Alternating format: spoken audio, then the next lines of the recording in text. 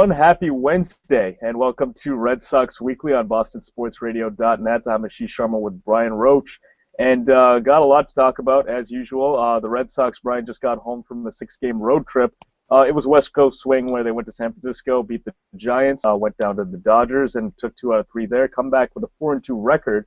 And it's just so nice to be back home because 16 of the last 19 games that they've played were on the road, and now they have a pretty good schedule from here on out.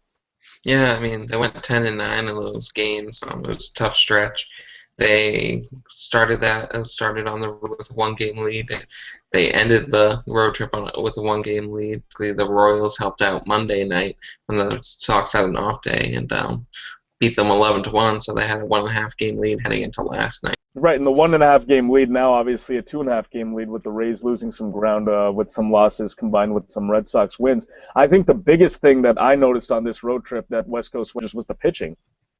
Oh yeah, the starting pitching was phenomenal. Lester, Lackey, Dubron, and PV, with Dempster being suspended, it didn't really affect because the Red Sox had some off days. But Lester's looked incredible since the All-Star break.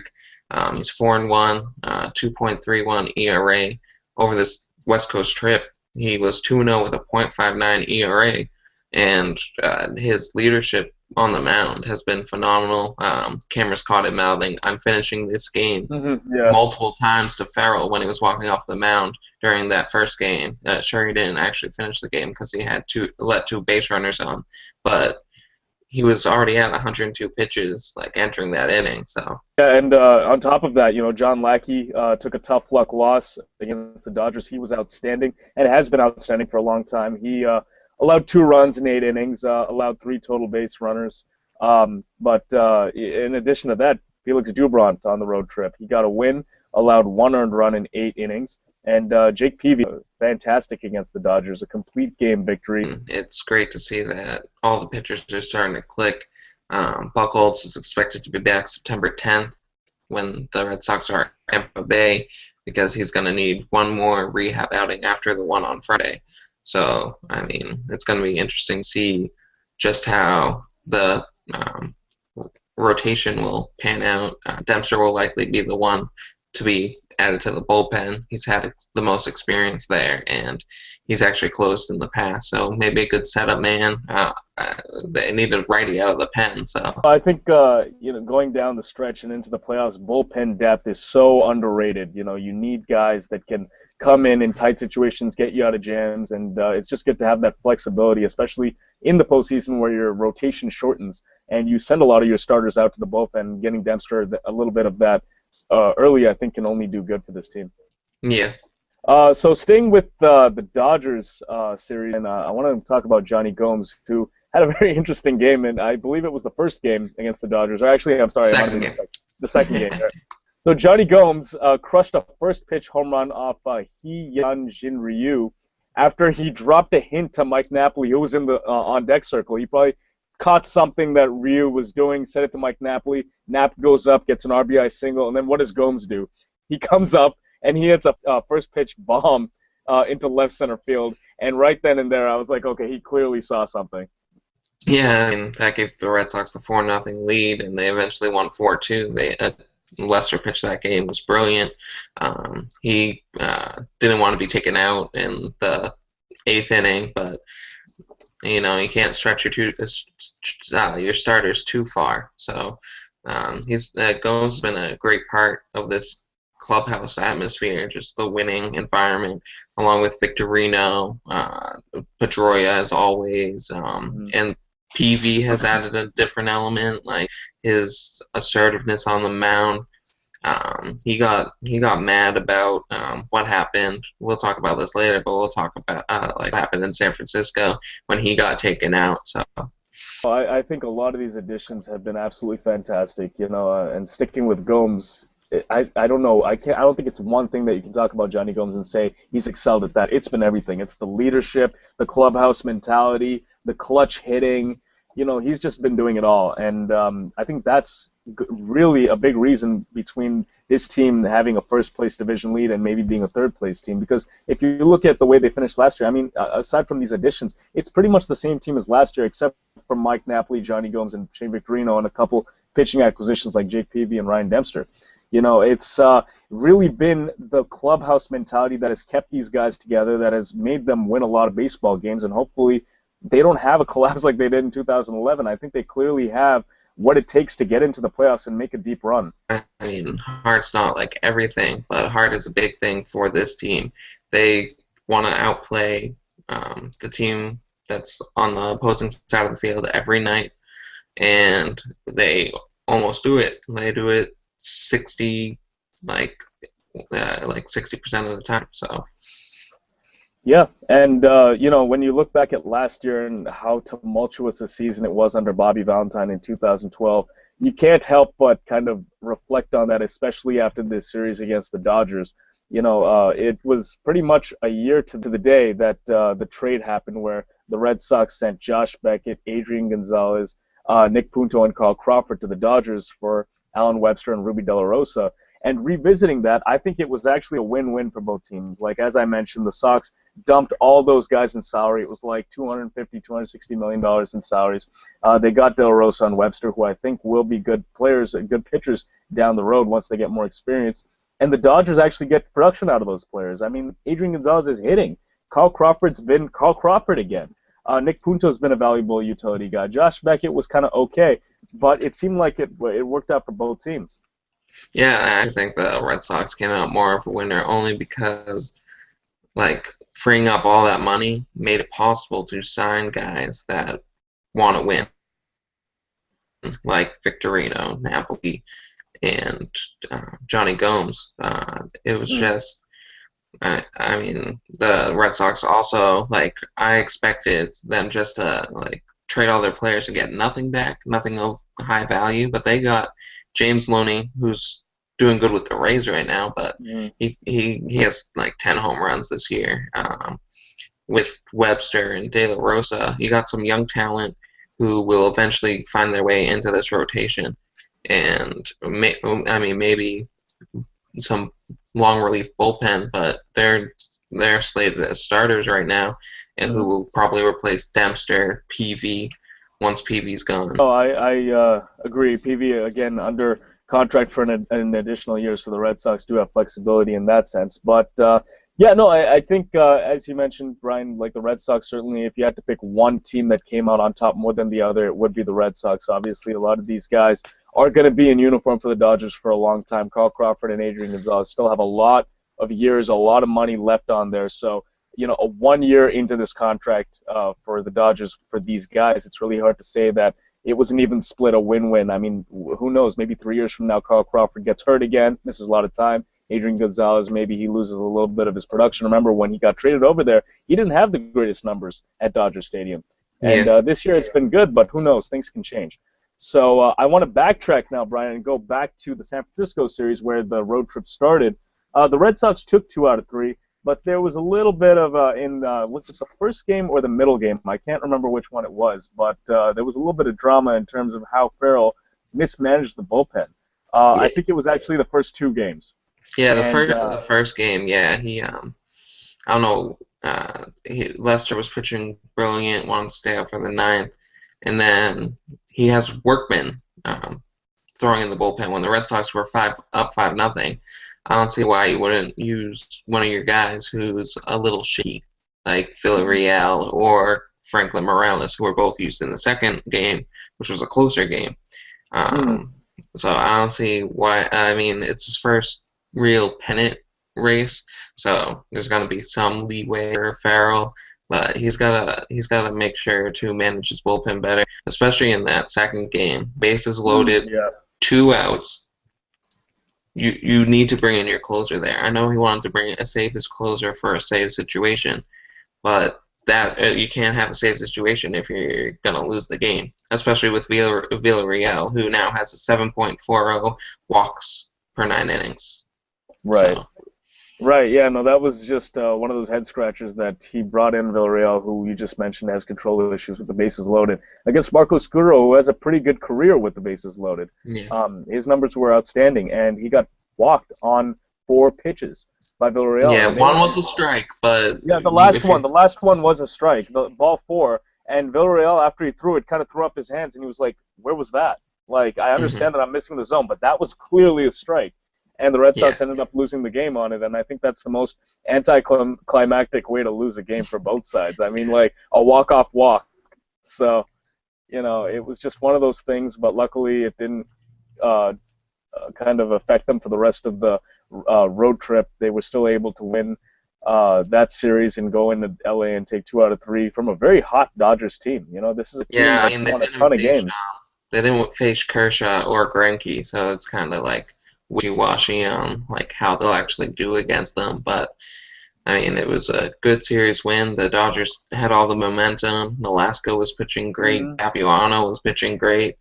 And yeah, I mean, it was great momentum to see on the road, Right, and to speaking of the especially coming Dodgers, home. right, and speaking of the Dodgers, you have two very talented, stacked teams in LA, but it just seems like one is going in one direction and one's going in the other. I mean, you look at the Angels, and they've got Hmm. Mike Trout, and Jared Weaver's been hurt, he's missed time, but you've got Josh Hamilton, Albert Pujols, C.J. Wilson, all these talented guys, and they've just had such a disappointing season.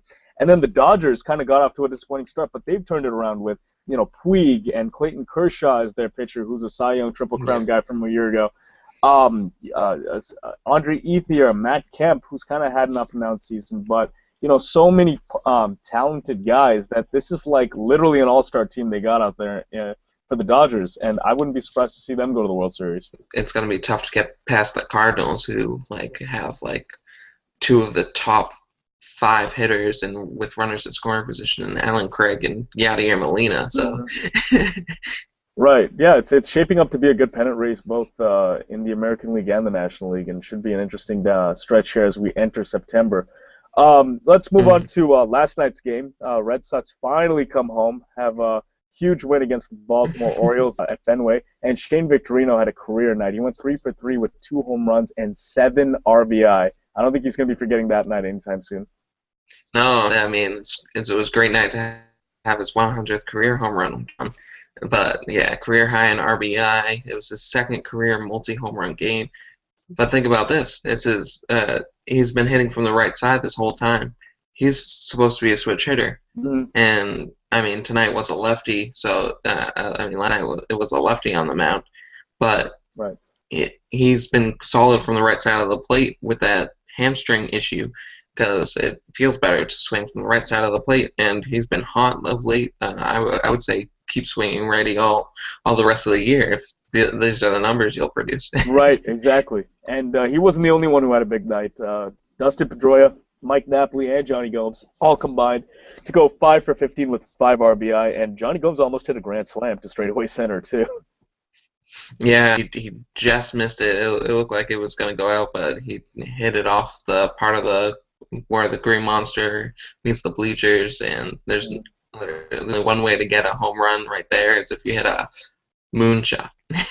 Right, exactly. And again, starting pitching has been the story so far. Over the last week and a half. Felix Dubrat was impressive again. 6 2/3 of innings of work, 2 earned runs. He got out of a bases-loaded jam earlier in the game, allowed 1 run on a bases-loaded walk, as well as a sac fly. So he allowed 2 runs.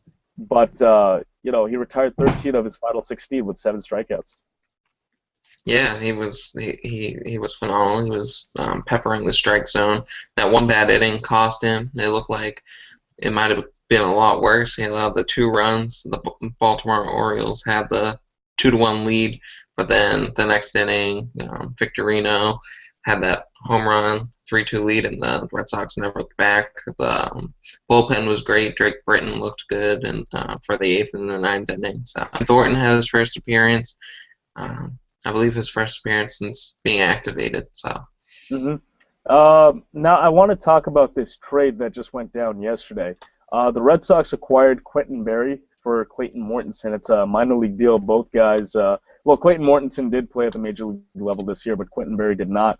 What kind of impact do you think Quentin Berry will have with the Red Sox should he be called up and used in September and October? I mean, I think he's more of like a Dave Roberts type guy, someone who can steal a base in late innings. Jackie Bradley Jr. hasn't been that. Um, he has like a 75, 80% steal rate.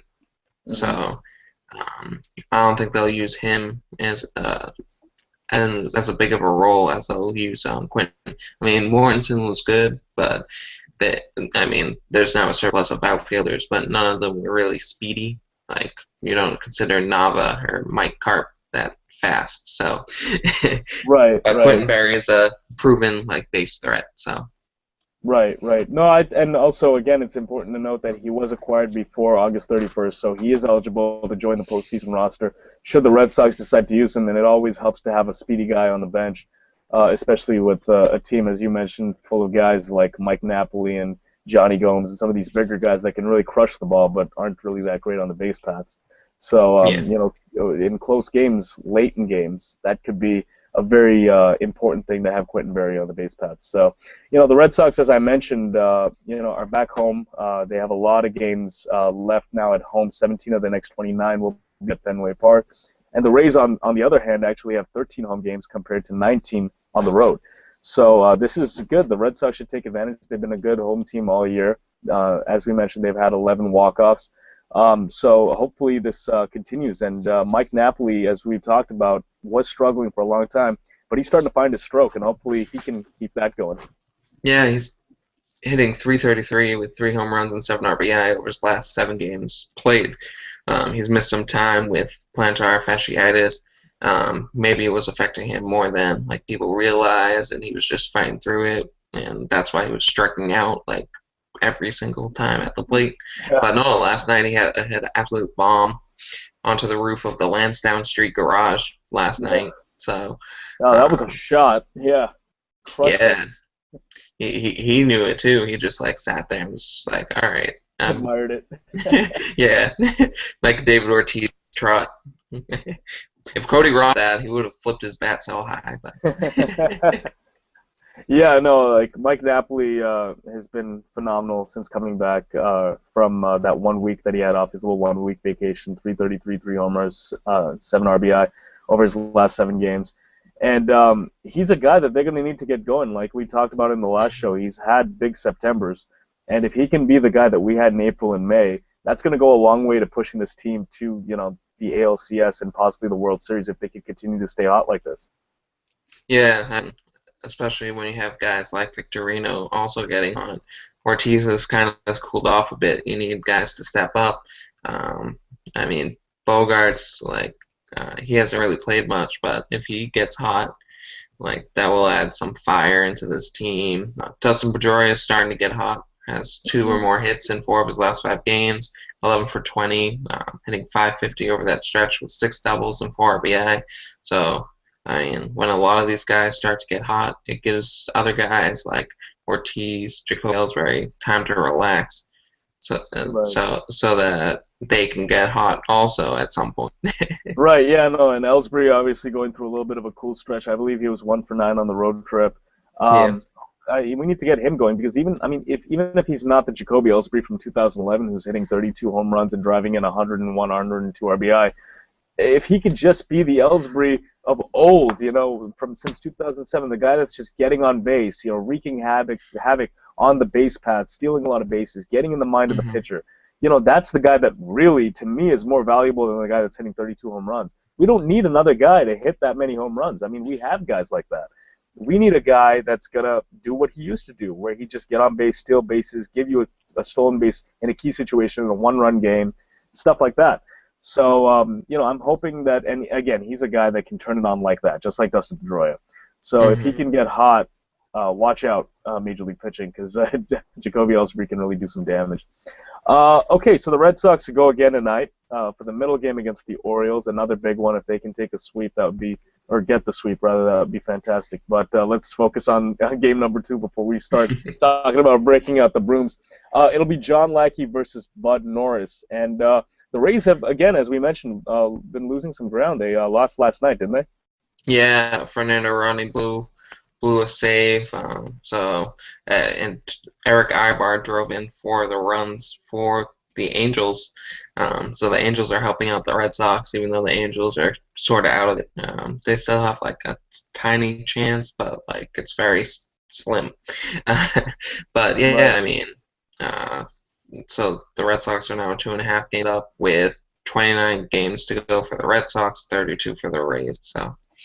Well, there you go. Hopefully this continues. So, hey, before we sign off from this edition of Red Sox Weekly, I just wanted to remind everyone out there it's Jimmy Fun Month. The WEI Radio Telethon is going on right now for the next couple of days, and any donation is a significant donation. So remember, it goes towards a great cause, and let's strike out cancer. Brian, thanks so much. I'm Ashish Sharma. That was Red Sox Weekly, and we'll see you guys next week.